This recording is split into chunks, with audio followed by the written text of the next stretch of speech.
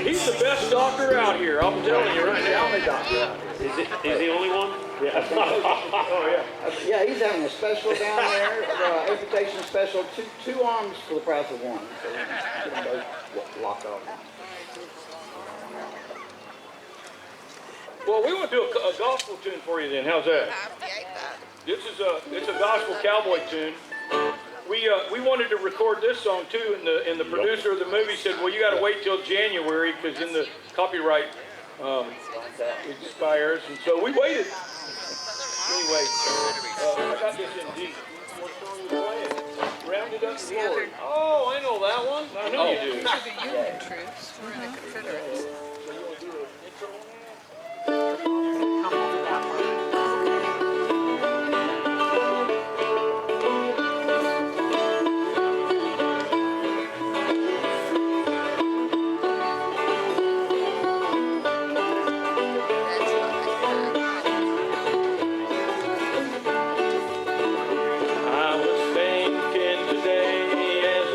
Begin to stray of a memory to me worth more than gold.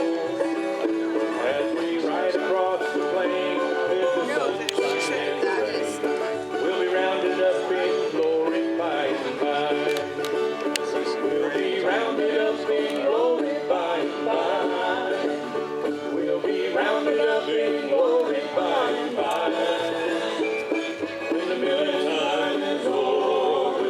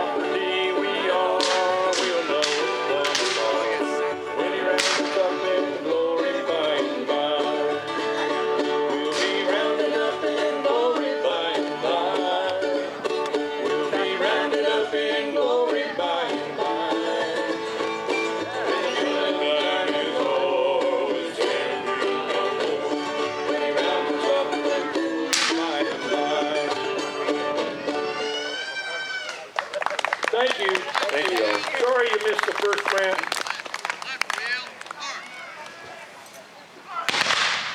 Just blame it on Joe. Yeah, it's okay. I don't mind. They know me.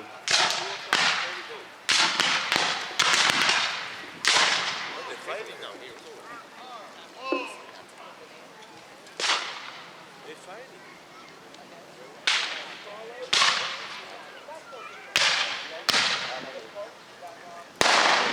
He didn't say to it. He didn't say nothing. Oh, someone's down. Yeah, that's Somebody got hit. yeah.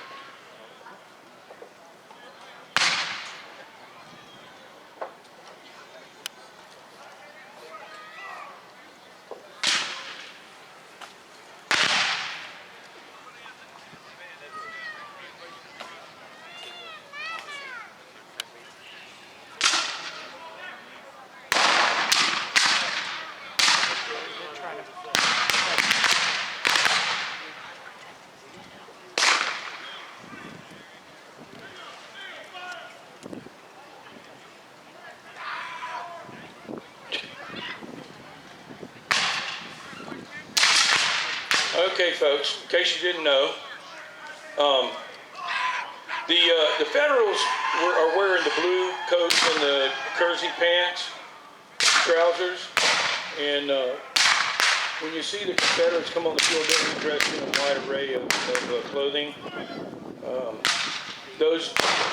The Federals out there in the white tunics, those are sailors, and there was a lot of sailor activity in Florida because Florida was a very prolific growing state, and they spent much of their time, the Yankees spent a lot of their time coming ashore and trying to destroy the farms, trying to break up the cattle drives that came out of central Florida from the Okeechobee area.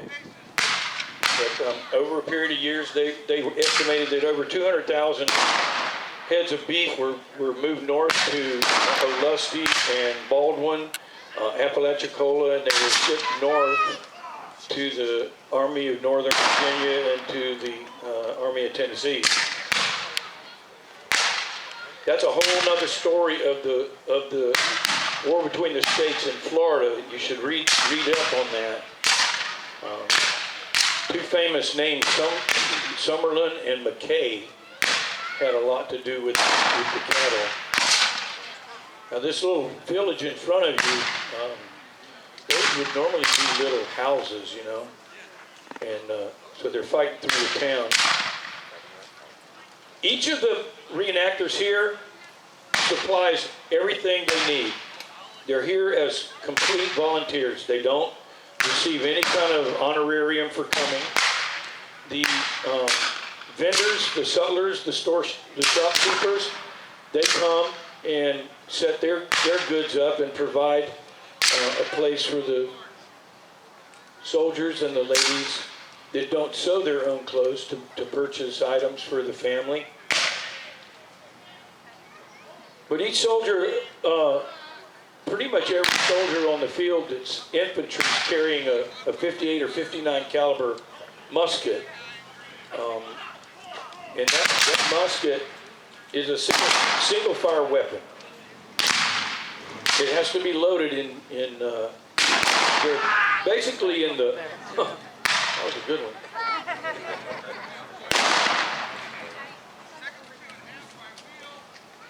By the book, it's a 9-step process, but what it amounts to is they take a paper cartridge out of their cartridge box, which is a leather pouch on their right side. And these soldiers don't have any bullets or projectiles in their cartridge. They have just black powder. And they shouldn't have more than 75 grains of powder. Some of them, you'll hear, it sounds like they have a lot more than 75 pounds. Shame on them. Anyway, makes it sound good. They pull that cartridge out. They tear the cartridge off the top of it with their teeth, and they pour the black powder down the tube. Normally, if it was live fire, they would drop a projectile down the muzzle. And they'd stuff the water in and ram it with a rammer. Now these guys aren't allowed to leave their rammer or use their rammers. Company to the fence. March. See this unit right here, this federal unit? And that captain right there? They're responsible for this entire event. That's what Captain Alan Turnbull. They're responsible for keeping this event alive.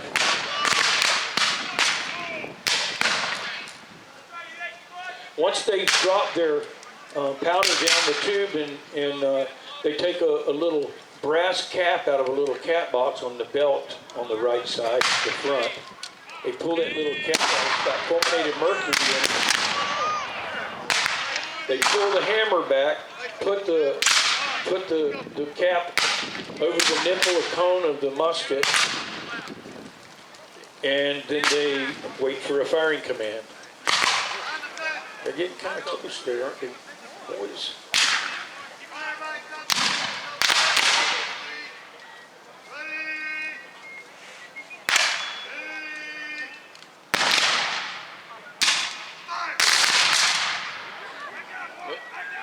They're all bad shots. You'll notice that they do aim the muskets a little high. That's for safety reasons. If they don't elevate their muskets, they get in trouble. That captain's got a sword. You better elevate your musket. You're gonna get whacked. So you notice the Federals are all dressed pretty much the same. The Confederates are not.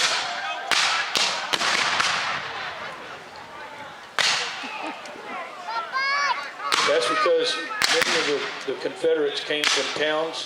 They were mustered in certain counties, and a lot of times the uniforms, whatever that they could get together.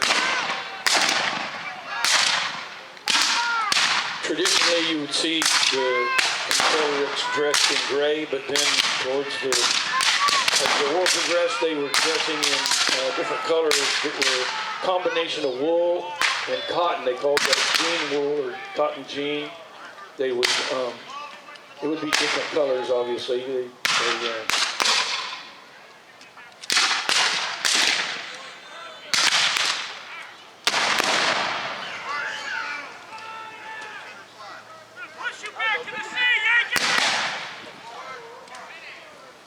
If you were here earlier for the memorial service for General Bob Goodrich, you would know that they fired his 2 mountain howitzers. Those are the cannons up to the north of us.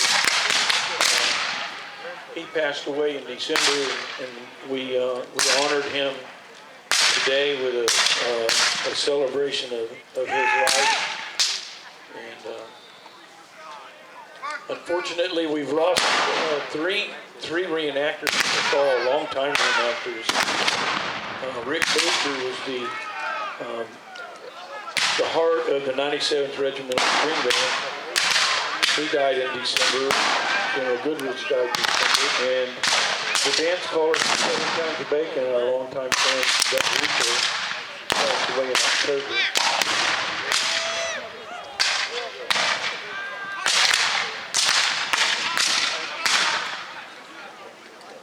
One of the things that improved military tactics during the war between the states in the mid-1800s was the development of a new projectile by a Frenchman called Manet. And it was a conical-shaped projectile that in a musket that was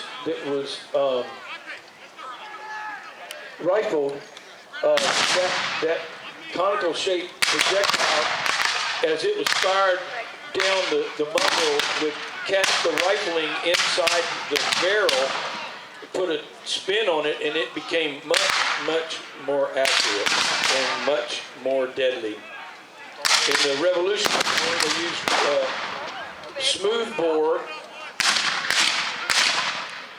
muskets with round balls, and the round ball was not accurate, especially coming out of a smooth bore barrel. Those were flintlocks. It took them a little longer to load, a little longer to, and they misfired quite frequently. The evolution of the percussion instrument, the cap, made firing a lot more efficient. I don't know if you call it efficient in terms of warfare. Yeah, it definitely became more efficient to kill your opponent or maim them. So we're basically fighting on several fronts. There's a group in the town, and then down here to the south. During that time, a company during the war between the states, Federal and Confederate, would have approximately 100 men. A captain, 2 lieutenants, several, probably 5 sergeants, some corporals, and then the rest privates. Then they would form up. A company formed up with two or three more companies would be called a battalion. That would be 300 to 500. Then those battalions formed up in a regiment, which would be right at 1,000. And then they went on into a division, which would have been anywhere from 2 or 3 regiments to 8 regiments. And moving that many people on the field was quite a feat. So during the war, they didn't fight all the time. They weren't shooting at each other all the time. They spent a lot of time drilling. So that when it did come time to enter into battle, there was a lot less confusion. And at times, there was a lot of confusion, especially with new troops. You can imagine with 20,000 soldiers on a field of battle, it did become pretty confusing. Looks like that company of Confederates has just been taken prisoner. They invert their muskets. You'll notice they turn their muskets upside down. Some of them aren't going to give up. The Federals let them go. That was nice. Well, if they did, they wouldn't have anybody to shoot at. They're probably not going to let me do this tomorrow.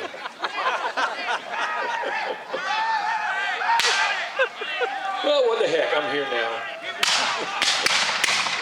I'll try to keep it on the level. Now, I don't see a whole lot of casualties on the field, but I'll guarantee you, at the end of this battle, there'll be some dead soldiers. They're not really dead, kids. They're just playing. And Dr. Dan and Miss Shelley, they're going to drag them over there and do a job on their appendages. So you don't want to miss that. And while you're over there, we'll play you some cowboy music. He's over there, Jeremy. Over there. Oh, he's gonna go down the right hat. Cowman Flat music, hat. excuse me. No, right.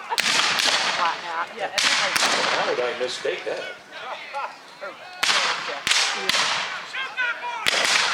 Yeah, shoot him.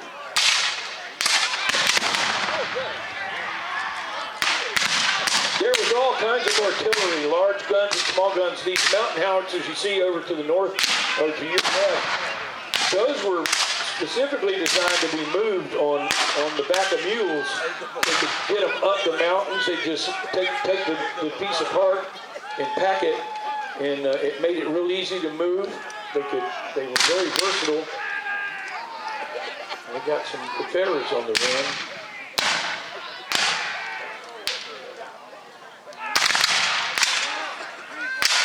But those artillery pieces, the field pieces, they fired a variety of different kinds of weapons, projectiles.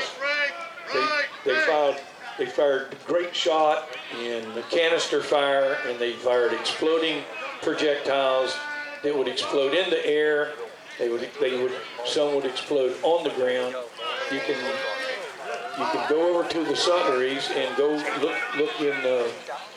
look in the stores. You can get all kinds of nice books, all kinds of about this period of time, the different battles, the different characters.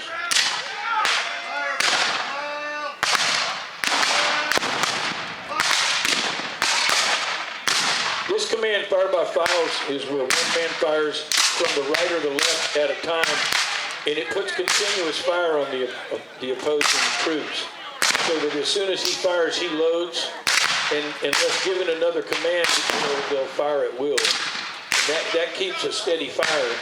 When they fire by company, the whole company is pretty much unable to fire until they can reload. And they're at a distinct disadvantage.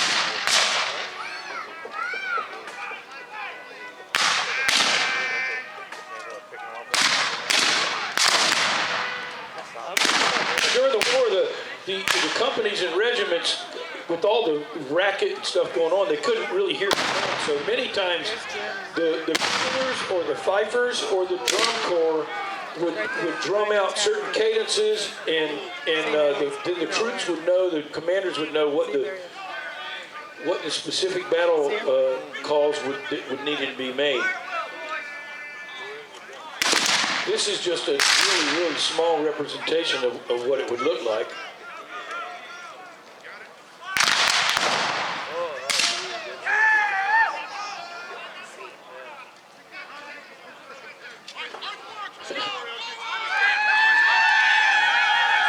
That's the rebel yell, stopping at the fence.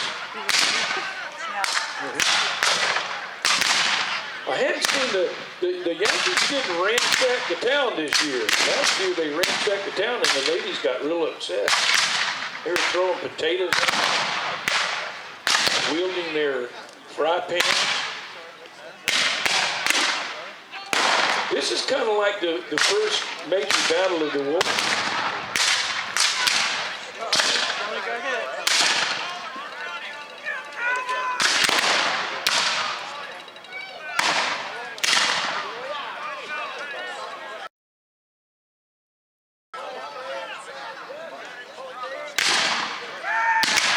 Early in the war, one of the first major battles, the Yankees marched out of Washington towards Manassas and Bull Run.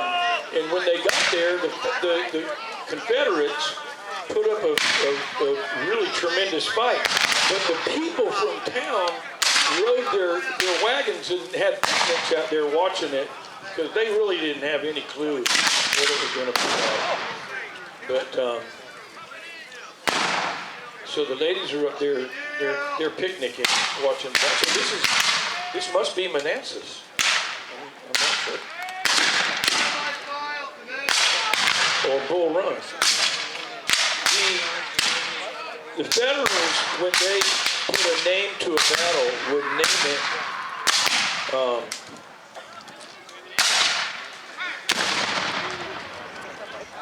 after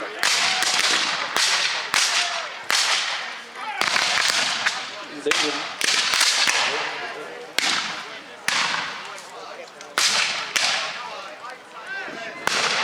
The Federals named the battles after bodies of water, like Stones River versus Murfreesboro, and Bull Run versus Manassas, or Antietam versus, what's the other one?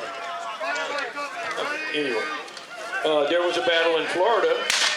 The largest battle in Florida was in the North Florida, up near Sanderson and Lake City, Columbia, and Mason County. And it was called the Battle of Olustee, the Battle of Ocean Pond. There is a reenactment up there in 2 weeks. I think it's 2 weeks, 2 weeks.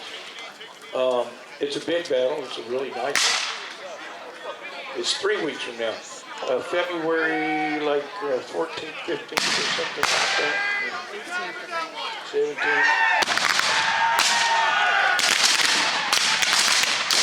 Oh my goodness.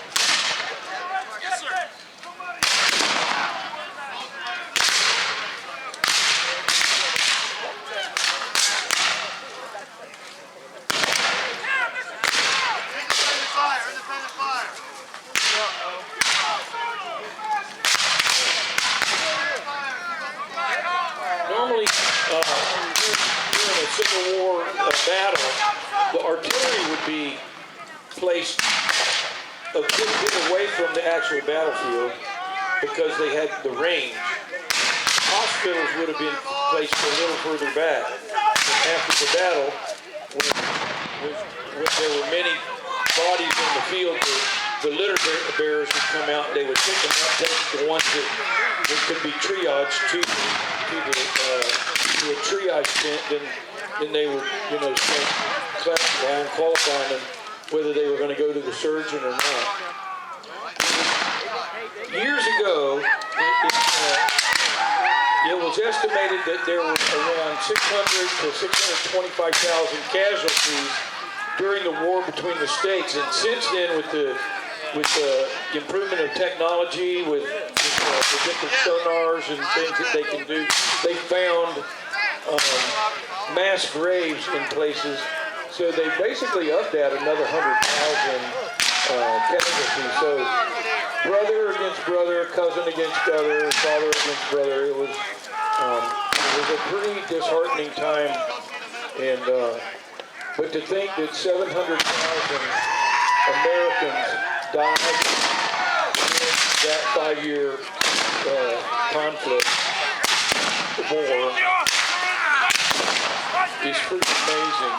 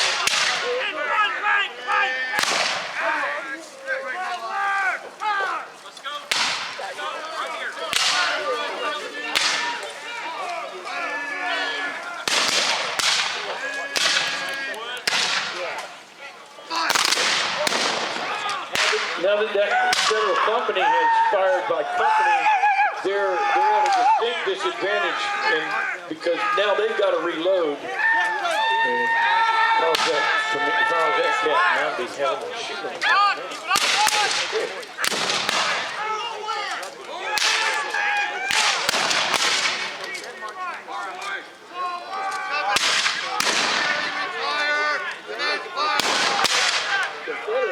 Confederates are making a push.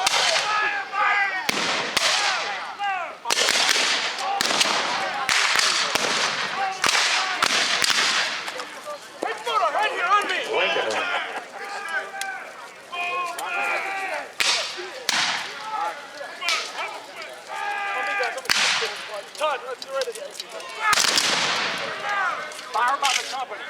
Company ready. Come in. Hey! Fire! Load and independent fire.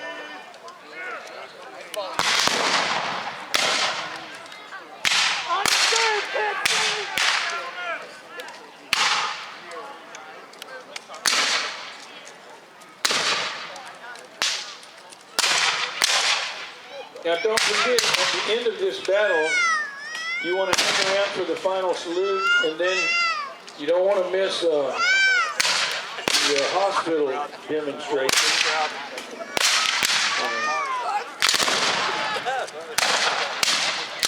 All you kids will love that.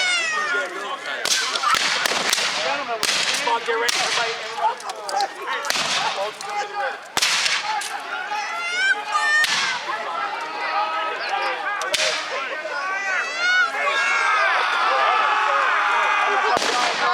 I'm gonna come die in your arms. Everybody back right.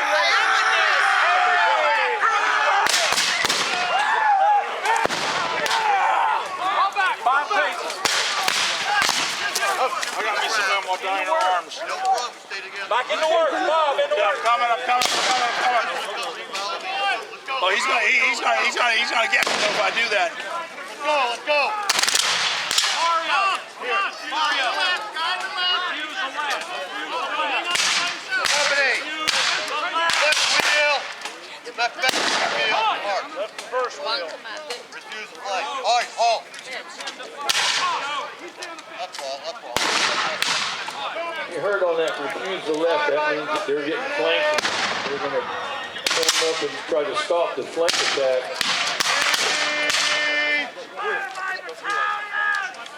Fire!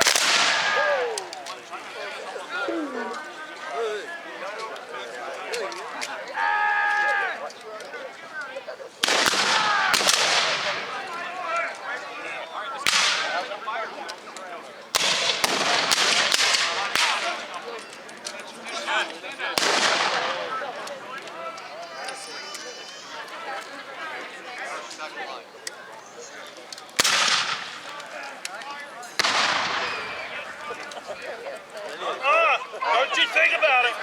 Don't you even think about it. Hold your fire. Don't you think about it, Johnny Reb. Company. Guard against infantry. Hands stay together. Forward, march.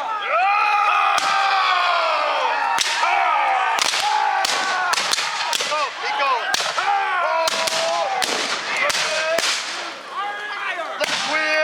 Left wheel, fire. And you were left wheel.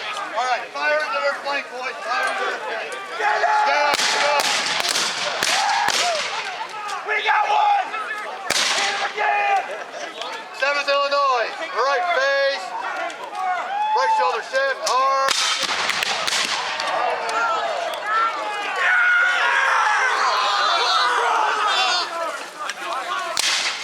I got a link up here.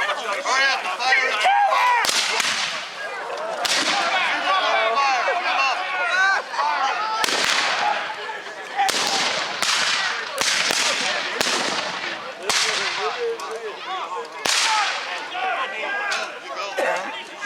Go, stop talking to us. Go. Shoot me. Ready to shoot. Hurry up!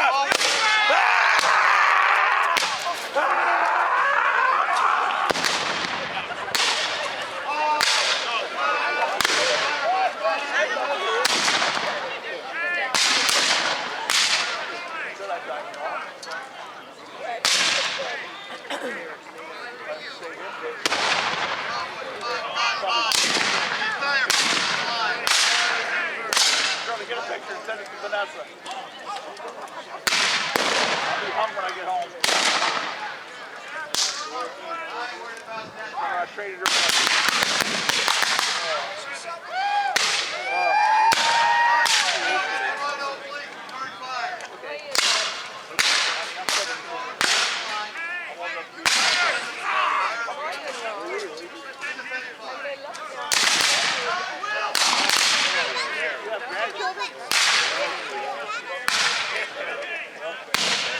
Push me off.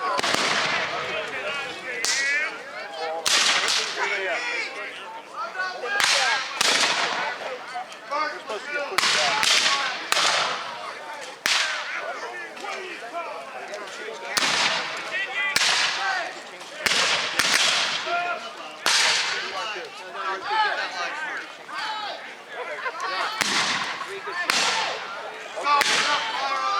Someone to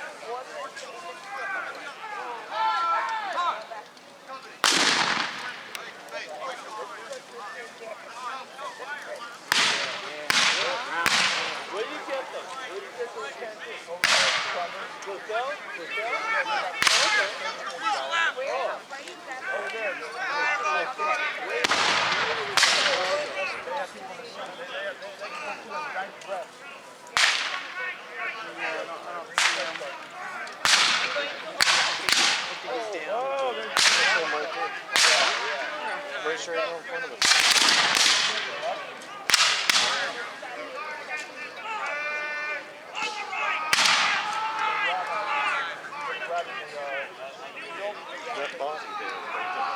The one laying right there?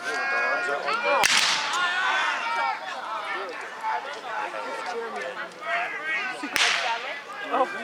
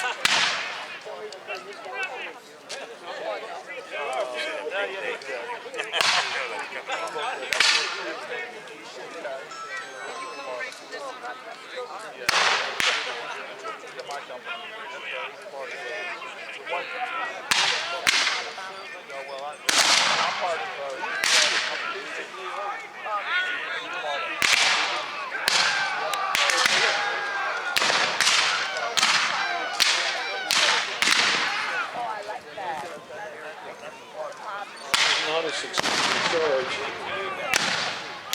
He lost half his company.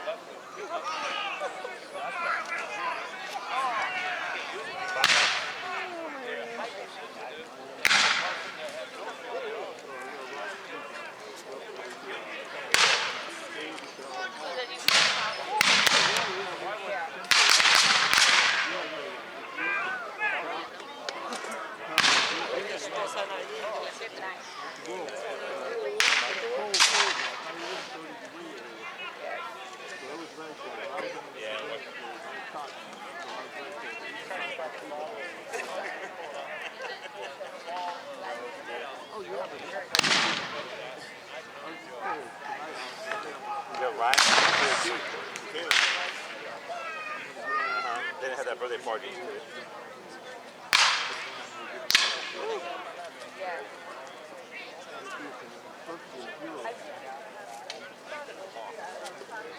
Yeah, it looks like things are winding down. There's a lot dead Confederates. Going on the field.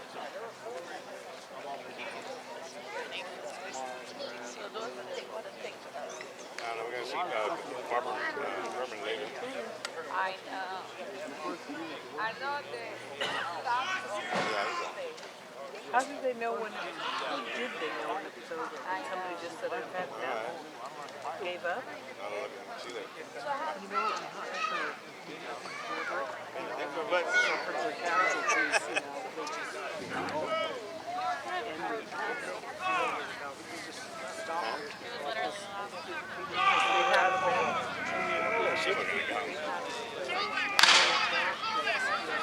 labor folks got to be up.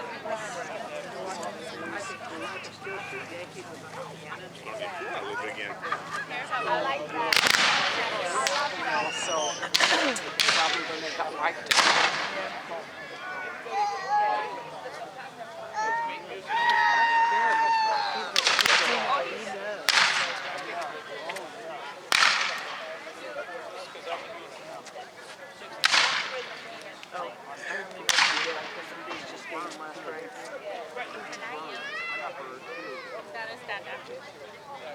I have carrots here that comes to my back window with my door. I have carrots here that comes to my window and knocks on the door. I can see them sitting up out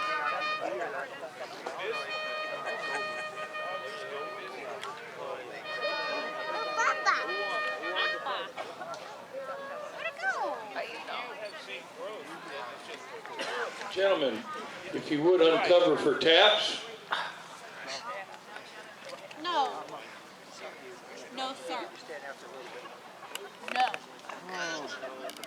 No.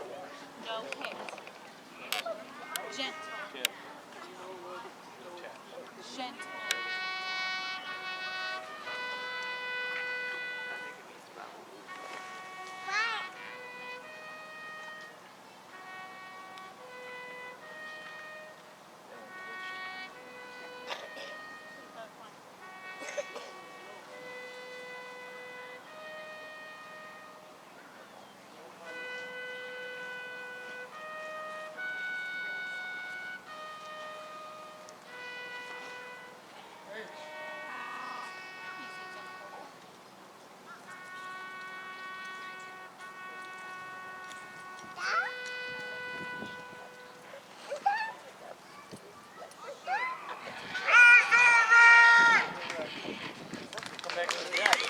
How about a hand for the armies of the North and South? These are all volunteer reenactors. Many of them have dressed in blue and gray over the years. We want to thank you for coming. Stick around for the final salute, but now I want you to raise a cheer for Alan Turnbull and the 37th Alabama. Hip hip! Hip hip! Hip hip hooray! We thank you! Now stick around. We're not done yet. Don't forget, they're going to be lopping off arms and legs down at the hospital tent following the salute.